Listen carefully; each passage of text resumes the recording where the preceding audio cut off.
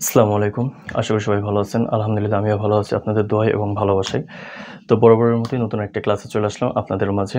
আমি আপনাদের ব্যাকবেঞ্চার মনির। তো গত ক্লাসে বলেছিলাম আজকের বোঝানোর বিষয় হচ্ছে ক্রমহ্রাসমান প্রান্তিক উপযোগ বিধি। তো আজকের ক্লাসে আমার ভালোবাসার সুপ্রিয় শিক্ষার্থীগণদেরকে তোমাদের জানাই সুস্বাগতম এবং আমার ক্লাস যাদের ভালো লাগে আমার সিনিয়র পারসন এবং আমার ভালোবাসার বড় ভাইয়েরা তারা অবশ্যই আপনার ছোট ভাইদেরকে সাজেস্ট করবেন আমার ভিডিওটা দেখার জন্য এবং আমার ক্লাস প্রতিনিয়ত পাওয়ার জন্য আপনাদেরকে শুধুমাত্র একটি কাজ করতে হবে আমার চ্যানেলটা বা এমডি মনির হোসেন এই পেজটা ফলো করে রাখার জন্য এবং আপনারা এটা ফলো করে রাখলে প্রতিনিয়ত আমার ক্লাসের ভিডিওগুলো এবং আমার প্রত্যেকটা ক্লাসের পরবর্তী দিন আমি নোট দিয়ে থাকি। সো এগুলো আপনারা প্রতিনিয়ত পেয়ে যাবেন। সো সবার আগে পেতে হলে আপনাকে আমার পেজটা ফলো করে রাখতে হবে এবং আমার সাথে থাকতে হবে। সো আজকে মাঝে বোঝানোর বিষয় ছিল হচ্ছে ক্রমহ্রাসমান প্রান্তিক উপযোগ বিধি। তো আপনারা আজকের ভিডিওতে পাবেন হচ্ছে ক্রমহ্রাসমান প্রান্তিক উপযোগ বিধি কাকে বলে, চিত্র এবং ব্যাখ্যা। তো ক্লাসটা না টেনে আমরা সম্পূর্ণটুকু ভালোভাবে দেখার চেষ্টা করব, তাহলে আমরা সম্পূর্ণ ক্লাসটা বুঝতে পারবো এবং যে যেখানে বুঝতে পারবো না অবশ্যই কমেন্টসের মাধ্যমে জানিয়ে দেব এবং বুঝে থাকলে অবশ্যই সেটা কমেন্টসের মাধ্যমে জানিয়ে দেব এবং আজকের এই ক্লাসটা কে কোথা থেকে দেখছেন অবশ্যই কমেন্টসের মাধ্যমে জানিয়ে দিবেন আপনার ঠিকানাটা। সো ধন্যবাদ সকলকে। চলেন আজকে যাওয়া যাক আজকের ক্লাসের ভিডিওতে বা আজকের টপিকসে। সো আজকে আমাদের টপিকসটা হচ্ছে ক্রমহ্রাসমান প্রান্তিক উপযোগ বিধি।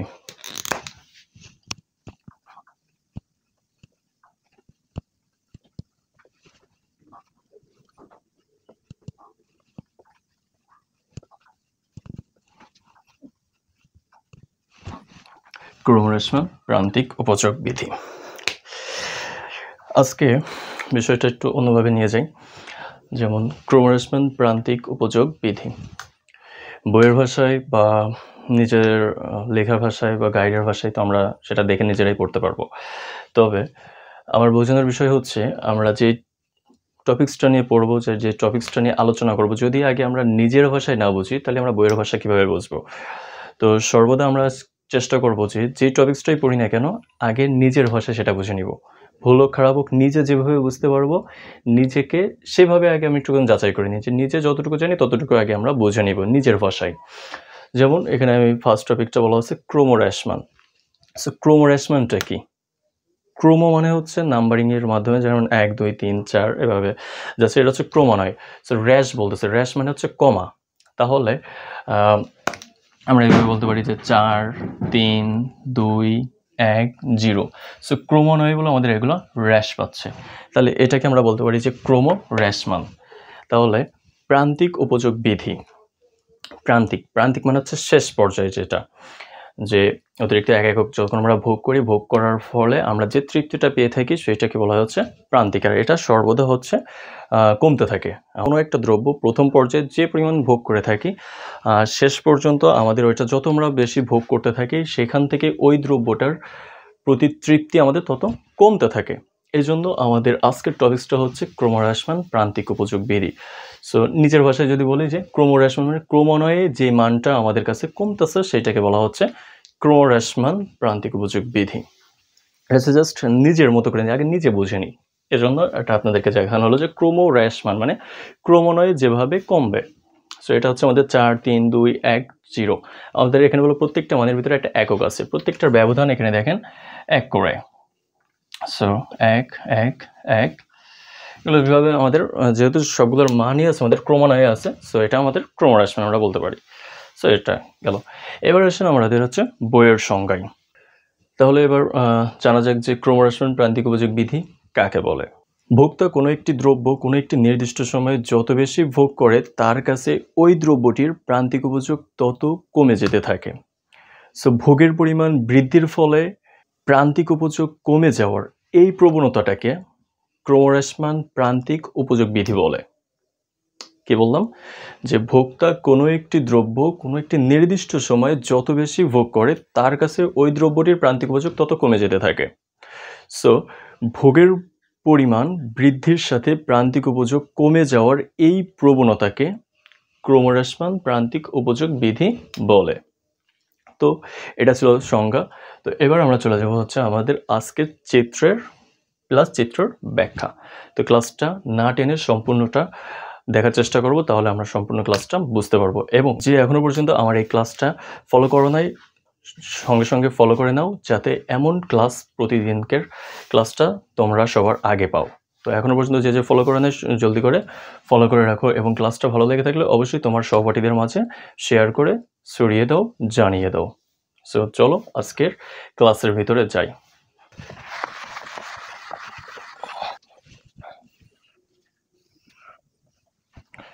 ও এক্স ও ওয়াই, তো ভূমি অক্ষে বসবে আমাদের হচ্ছে ভূমি অক্ষে ও এক্স,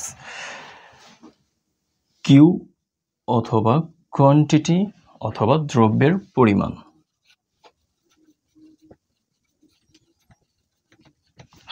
এবং লম্ব অক্ষে যেহেতু আমাদের ক্রমহ্রাসমান প্রান্তিক উপযোগ বিধি, সো আজকে আমাদের লম্ব অক্ষে বসবে হচ্ছে প্রান্তিক উপযোগ ও দাম।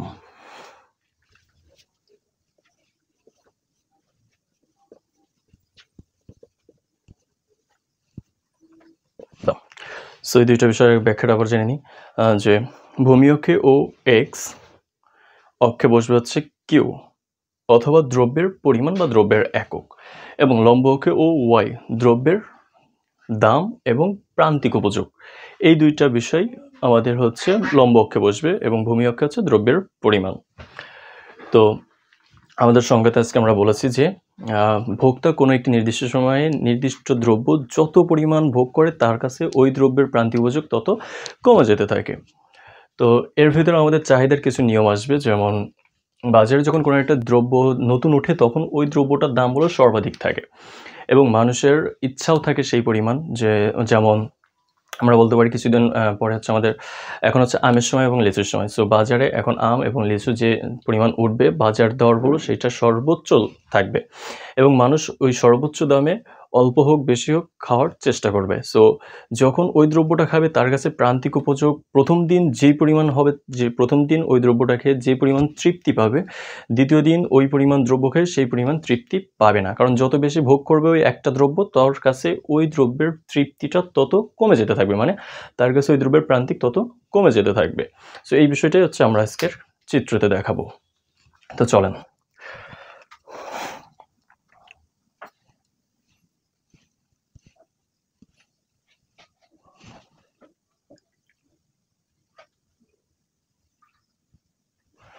তো প্রতিদিনের মতো আজকেও আমরা এককগুলো নিয়ে নিলাম, জাস্ট মানটা ঠিক রাখার জন্য এবং বোঝানোর সুবিধার্থে, ঠিক আছে? স্যার 1 2 সরি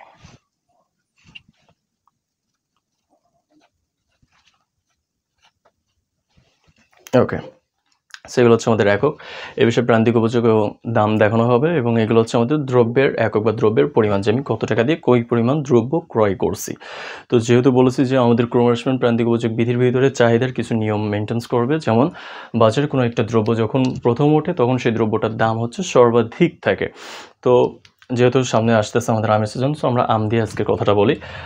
যে বাজারে দামে একটি আমের মূল্য যখন সর্বোচ্চ স্তরে 6 টাকা, তখন আমাদের চাহিদার পরিমাণ 1 একক। তখন আমাদের চাহিদার পরিমাণ 1 একক, কারণ আমরা জানি হচ্ছে দাম যখন বেশি থাকে তখন আমাদের চাহিদার পরিমাণ কম থাকে, এবং দাম যখন কমতে থাকে তখন আমাদের চাহিদার পরিমাণ বৃদ্ধি পেতে থাকে। এই কথাটা এই কারণেই বলছি, কারণ আমি বারবারই বলেছি যে ক্রমহ্রাসমানের ভিতরে আমাদের চাহিদার কিছু নিয়ম মেনটেন্স করে। তো এইটাই হচ্ছে আমাদের বাজার দামে যখন সর্বোচ্চ পর্যায়ে আছে 6 টাকা দাম, তখন আমাদের চাহিদার পরিমাণ সর্বনিম্ন স্তরে 1 একক। এখন কথা হচ্ছে প্রথম একক আমরা যখন খাই খুব মজার সহকারে খাই, এবং প্রথম একক দ্রব্য থেকে যে পরিমাণ তৃপ্তিটা আমরা পেয়ে থাকি, পরবর্তী একক থেকে সেই পরিমাণের তৃপ্তিগুলো আমরা পাই না। সো 6 টাকা দামে 1 একক দ্রব্য থেকে আমি তৃপ্তি পাই এই পরিমাণ। তো এখানে আমি হচ্ছে চিত্রে আমি প্রথম আমের জন্য এ পরিমাণ প্রান্তিক উপযোগ লাভ করি, এবং প্রথম আমের জন্য আমি 6 টাকা দিতে রাজি থাকি। সো আমার প্রথম আম যখন আমি খেয়েছি তখন আমার তৃপ্তিটা একটু বেশি ছিল এবং আমার ভোগের ইচ্ছা আরও বেড়ে গিয়েছিল, যার জন্য আমি দ্বিতীয় একক আমটা ক্রয় করব এবং দ্বিতীয় একক আম ক্রয়ের জন্য আমি 5 টাকা দিতে রাজি থাকি, যেখান থেকে প্রান্তিক উপযোগ লাভ করি বি ড্যাশ। এবং একইভাবে আমাদের ভোগের পরিমাণ যত বৃদ্ধি পেতে থাকবে আমাদের প্রান্তিক উপযোগ তত কমে যেতে থাকবে। তো বাকি চিত্রগুলো আগে আগায় নিই এবং পরবর্তীতে আপনাদের সম্পূর্ণ চিত্রের ব্যাখ্যাটা আমি দিচ্ছি, সো দেখতে থাকুন।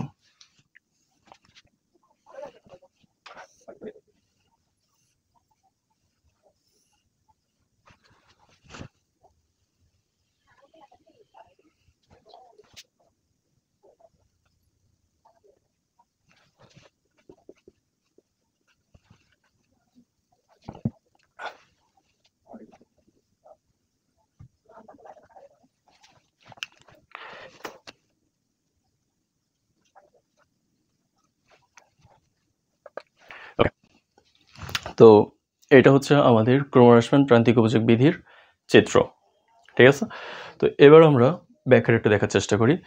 যেমন শুরুতে আমি বলেছি যে এখানে আমাদের চাহিদার কিছু নিয়ম মেনটেন্স করবে, যেমন হচ্ছে দাম যখন সর্বোচ্চ থাকবে আমাদের চাহিদার পরিমাণ তখন অল্প থাকবে এবং দাম যখন কমতে থাকবে আমাদের চাহিদার পরিমাণ তখন বৃদ্ধি পেতে থাকবে।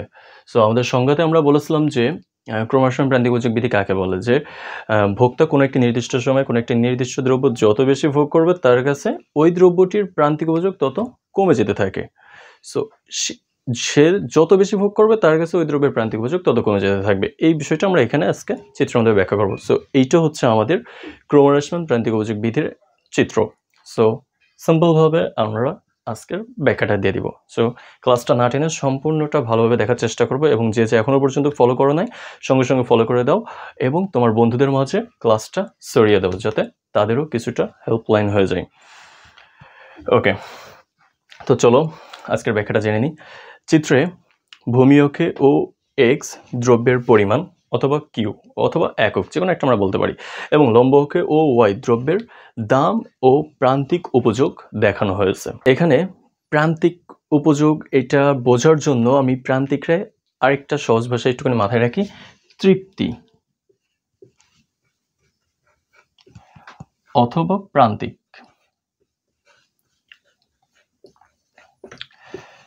আমি প্রান্তিককে তৃপ্তি কেন বললাম, তার কারণ হচ্ছে জাস্ট যেহেতু ব্যাকবেঞ্চার, সো ব্যাকবেঞ্চারদের কাজই হচ্ছে সহজ ওয়েতে কিছু মাথায় রাখার। সো এগুলো হচ্ছে আমাদের প্রান্তিক। আমরা প্রান্তিকটা তখনই পাই যখন কোনো একটা দ্রব্য আমরা ভোগ করি, ভোগ করে পরে যে মজাটা আমরা পাই। সো আমাদের প্রান্তিকটাও বলো ওইটা যে আমি এক একক দ্রব্য যেই টাকা দিয়ে ক্রয় করছি, ক্রয় করে আমি কী পরিমাণ মজাটা আমি সেখান থেকে পেয়েছি বা কী পরিমাণ প্রান্তিকটা আমি পেয়েছি, সেই প্রান্তিককে আমরা বোঝার জন্য জাস্ট তৃপ্তিটা দিয়ে রাখছি, ঠিক আছে। সো একটু খেয়াল করো যে চিত্রে আমি প্রথম আম থেকে এ পরিমাণ উপযোগ তথা প্রান্তিক উপযোগ লাভ করি। আমার ভোগের পরিমাণ বাড়ার সাথে সাথে আমি দ্বিতীয়, তৃতীয়, চতুর্থ, পঞ্চম ও ষষ্ঠ একক আম থেকে B dash, C dash, D dash, E dash এবং এফ ড্যাশ প্রান্তিক উপযোগ লাভ করি।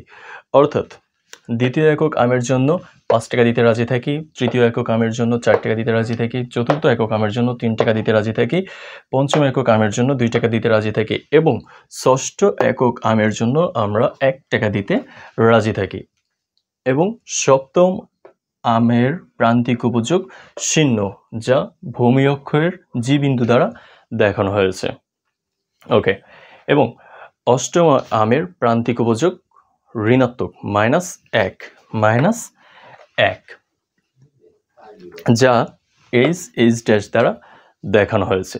অতএব আমরা বলতে পারি যে এখানে ভোগের পরিমাণ বাড়ার সাথে সাথে প্রান্তিক উপযোগ ক্রমান্বয়ে কমে যাচ্ছে, যেটা আমি বলেছিলাম যে ক্রমহ্রাসমান মানে প্রান্তিক উপযোগ আমাদের ক্রমান্বয়ে কমতে থাকবে। যেমন এখানে ছিল আমাদের এই পরিমাণ প্রান্তিক উপযোগ, একইভাবে আমার ভোগ যত বৃদ্ধি পাচ্ছে প্রান্তিক উপযোগ তত কমে যাচ্ছে এবং আস্তে আস্তে এটা ঋণাত্মক লেভেলে চলে আসছে, যে আমার শেষ পর্যায়ে যে এই জায়গায় আমার আর কোনো তৃপ্তি নাই, আমি আর খাইতে ইচ্ছুক নাই। এই জন্য আমাদের আস্তে আস্তে এটা ঋণাত্মক পর্যায়ে, যে একটা সময় যে আমরা ওই দ্রব্যটার প্রতি এত পরিমাণ অধৈর্য হয়ে যায় যে একটা সময় পরে ওই নির্দিষ্ট দ্রব্যটি আমরা আর ভোগ করি না। সো ওই ভোগ না করার বিষয়টি হচ্ছে আমাদের -1 দ্বারা দেখানো হয়েছে। এবং এখানে একটা বোঝার বিষয় হচ্ছে আমরা ভূমি অক্ষকে যখনই সেট করবে ভূমি অক্ষের পরে যে রেখাটা আমরা দেখাতে যাব সেটা আমরা অবশ্যই ডট ডট চিহ্ন দিয়ে দেখাই দিব, যেমনটা এখানে আমি দিচ্ছি। ওকে, সো এই যে ডট ডট লাইনটা দিলাম এটা হচ্ছে আমাদের অষ্টম একক আমের প্রান্তিক উপযোগ রেখা, যেটা ভূমি অক্ষকে সেট করে চলে গেছে। এই জন্য আমরা ভূমি অক্ষের নিচে যে জাস্ট ডট ডট দিয়ে দেখা দিতে হবে, এটা হচ্ছে লজিক। সো আমাদের এখানে এটাই ছিল আজকের চিত্র, যে ভোগের একক বাড়ার সাথে সাথে প্রান্তিক উপযোগ যে পরিমাণ ক্রমান্বয়ে কমে যাচ্ছে, এই কমে যাওয়ার প্রবণতাটাকেই হচ্ছে ক্রমহ্রাসমান প্রান্তিক উপযোগ বিধি বলে।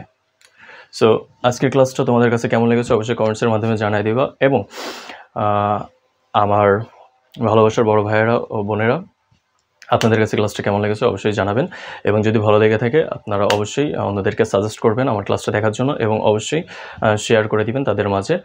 এবং যারা যারা এখনও পর্যন্ত ফলো করেন নাই অবশ্যই ফলো করে সাথে থাকুন, যাতে এমন ভিডিও আপনারা সঙ্গে সঙ্গে পেতে পারেন। সো আজকের ক্লাসটা এ পর্যন্ত কি, এবং আগামী দিনের আপনাদের সাথে আমার নতুন একটা ক্লাস থাকবে, সেটা হচ্ছে বাজার চাহিদা রেখা।